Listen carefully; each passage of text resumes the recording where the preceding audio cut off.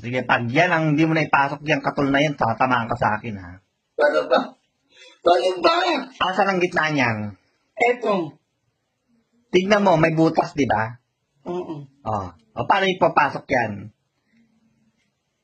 Ganyan. Magbobo ka talaga, eh. Katol lang yan, ba't di ka nung bata ka hindi ka nagkakatol? Hindi. Ngayon, alam mo na, nasan yung butas? Ayan, ito.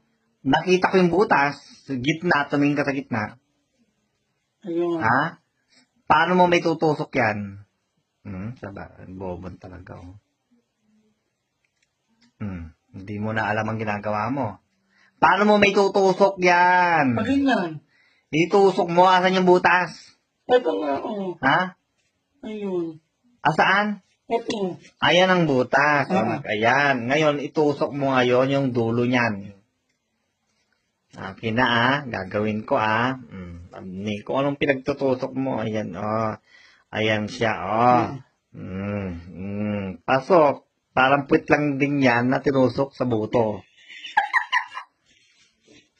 Ane? Putang inan to. Tingnan yung ginawa niya. Putang ina mo. Bakit nga? Gago ka pala, eh. Ano? Ayusin mo. Bakit? Anong kwenta ng stand yan, bakla? Tingnan mong ginawa mo, Anong kwenta ng stand yan? Ayusin mo, tatama ka sa akin. Paano ba kasi? Paano yung stand? Balik ka rin mo. Putang inan to, bobo na sobrang ng kabobohan. Nila mo ng utak sa tanas. Uulitin na naman yung pagkakamali niya. Ginawa mo ng pagkakamali. Ganyan. Natural ganyan. Ano pang ginadrama mo?